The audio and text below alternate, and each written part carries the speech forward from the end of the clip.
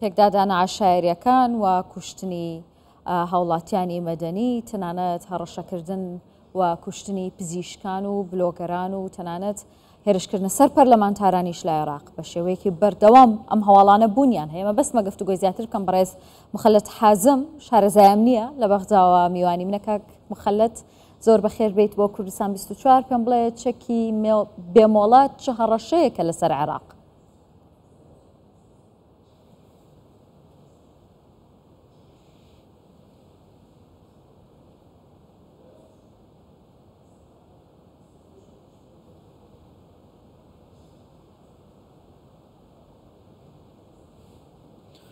بسم الله الرحمن الرحيم. بناوی خۆی بەخشندەی مهرەبان سەڵاو لە جەناب توبینەرانی کوردستان 24 زۆر سپاس بۆ ئێوە. ڕاستیەکەی دۆسیەی چەک لە دەرەوەی دەسەڵاتی دەوڵەتدا دۆسیەکی تا بڵێ ئاڵۆزە و لە بەردەم حکوومەتی ئێستا عێراق و حکوومەتەکانی ڕابردوش بووە ئاڵنگاریەکی بەردەوام، چونکە ئێمە باس لە هەزاران پارچەی چەک دەکەین کە حکوومەت نەیتوانی وەدام و دەستگاکانی دەوڵەت نەیانتوانی و دەستیان بەسەردا بگرن. ئەم چەکە لە سەردەمانێک با بڵێن دەستی بەسەرداگیراوە کاتێک کۆمەڵە لایەنێکی پێشووتری سوپای عێراقی چەکەکانی خۆیان جێهێشتووە بە تایبەتی لە سەردەمی داعش و دواتریش کڕین و فرۆشتن بەم چەکەوە کراوە و لەلایەن چەند لایەنێکی دیکەوە بڵاو کراوەوە. بۆیە زۆرێک لە عشیرەت و هۆز بازرگانی بە چەکی بێمۆڵەتەوە دەکرێت لە عێراق. الفرد لكن هذا نعم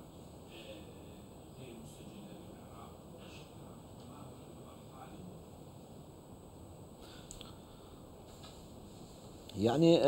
لا يوجد بابەتەکە بەم شێوەیە یاسایەک نییە لە عێراق کە ڕێگە بە بازرگانیکردن بە چەک بدات و ڕێگەش بەوە نادرێت کە چەک ڕین و فرۆشتنی پێوە بکرێت. ئەوەی کە هەیە ئەوەیە بازاری ڕەشە، بازاری ڕەشی کڕین و فرۆشتنی چەکی بێمۆڵەتە. بەڵام لە بەرامبەر دەوڵەتی عێراقی و حکوومەتی فیدرالیدا ئەمانە هەمویان پێچەوانەی یاسان. دەوڵەتی عێراقی سەردەمێک لەسەر سەردەمان بڵێن دەستگا ئەمنیەکان لاواز بوون لە ڕاوەدونانی ئەو کەسانی کە ئەم چەکانیان بەدەست بووە ئەوانەیشی کە باشکرا چەکیان بەدەست دەگرن. بەڵام ئێستا تێڕوانینێکی نوێ هەیە لە وەزارەتی ناوخۆی عێراق بەوەی کە دەستیان بە تۆمارکردنی ئەو چەکە کردو بۆی چەک تەنیا لە دەست دەوڵەت دەبێت. بەڵام پێویستمان بکاتە پێویستمان بە واوەیەکی زۆر هەیە. بەڵام مخەلەت ئەوانەی چەکیان لە دەستە ئامادەن چەکەکانیان تۆمار بکەن، ئامادەن چەکەکانیان ڕادەستی حکوومەت بکەنەوە.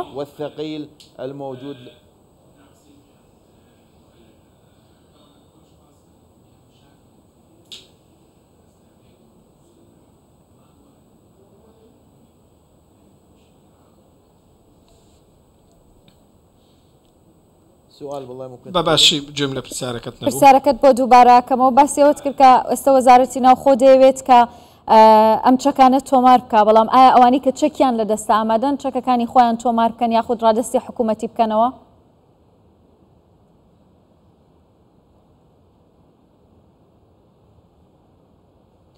يعني إذا ما طبق القانون ئەگەر بێت و یاسا جێبەجێ بکرێت بەدڵنیاییەوە هاوڵاتی دەچێتە ژێرباری ئەو یاسایە. ئەگەرمانەوێت قسە دەربارەی ئەو چەکە بکەین کە بێمۆڵەتەوە لە دەرەوەی یاسادایە هەموو پارچە چەکێک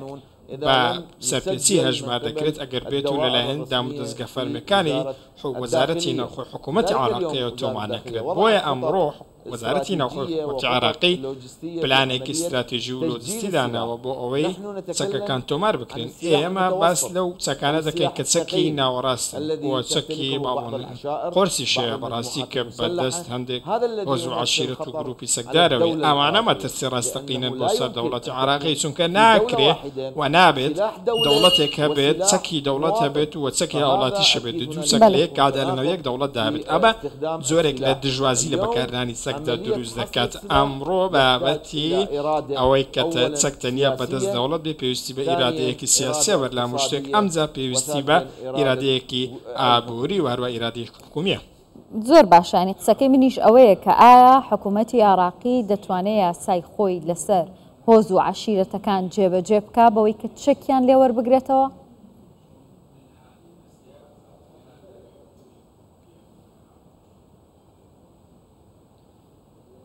يعني حقيقة كل رئيس وزراء ڕاستیەکەی هەموو سەرۆک وەزیرانێکی عێراق کە دێتە سەر حکوومەت و ئەم دۆسیە دەخاتە سەر مێزی گفتوگۆکان چونکە پرسێکی تابڵی گرنگە لەبەرچی لەبەرەوەی کاریگەری لەسەر بنیادی کۆمەڵایەتی هەیە و پەیامێکی خراپ و نەرێنیشی بۆ وڵاتانی دەرەوە پێبەر لەوەی بۆ ناوخۆی بێت حکوومەتێک لە دوایەکەکانی عێراق هەوڵیانداوە ئەم چەکە کۆنتڕۆڵ بکەن بەڵام هەندێک لایەن هەن چەکی قورس و مامناوەندیان لەدەستدایە بەڕاستی دەوڵەت ناتوانێت کۆنتڕۆلی ئەم لایەن و کەسانە بکات و ناشتوانێت چەک لەمانە وەرگێتەوە و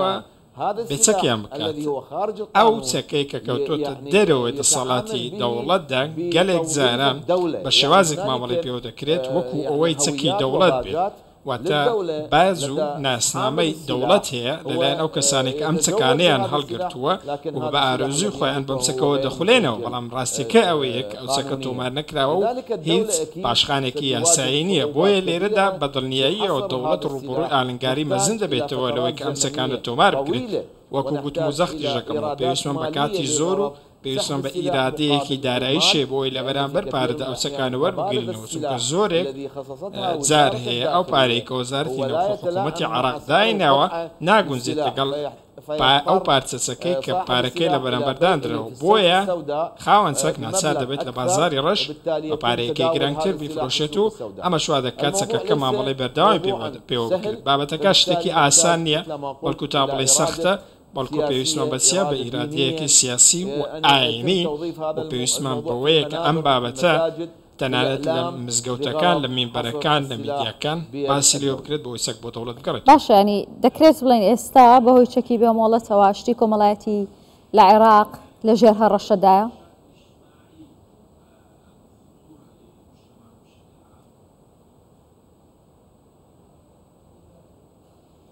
يعني بالتأكيد بەدڵنیاییەوە کێشەیەکی لەو شێوەی لێکەوتۆتەوە ئەگەر ئێمە بمانەوێت باس لە چەکی بێمۆڵەت بکەین دەبێت یەکەم جار باسی هۆز و عەشیرەتەکان بکەین لەوێدا کەمترین کێشەی کەسی و کەمترین تۆڵەکردنەوە چەکی بۆ دەردەکەن و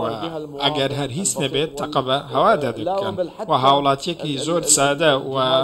بگرێت تەنانەت دام و دەستگا ئەمنیەکانیش ئێستا ڕوبڕووی ئەم چەکە دەبنەوە و ئەمان شەڕی دام دەستگا ئەمنیەکانی پێ دەکەن بەدڵنیاییەوە ئەمە زیانێکی زۆر بە بنیادی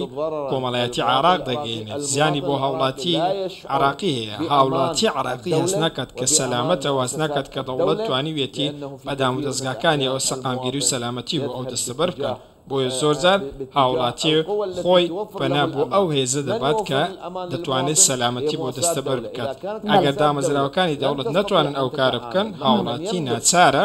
بچێت مامەڵ لەگەڵ ئەو کەسەدا بکات کە دەیەوێت ئەوە دەتوانێت پارێزبەندی بۆ دەستەبەر بکات ئەمەش بە دڵنیایی وا دەکات هاوڵاتی هەست بە جۆرێک لە بێهیوایی بکات و پەیامێکی تا بڵێ نەرێنی بە وڵاتانی دەرەوە دەدەین پێیان دەڵێن ئێمە وەکو حکوومەت ناتوانین کۆنتڕۆڵ ئەمن و ئاسایشی نێوخۆی خۆمی عێراقمان بکەین و 2000 دەبێت دەست خۆش سپاس دەکەم بەڕێز مخەلەت حازم شارەزای ئەمنی لە بەغزاوە میوانم بوویت.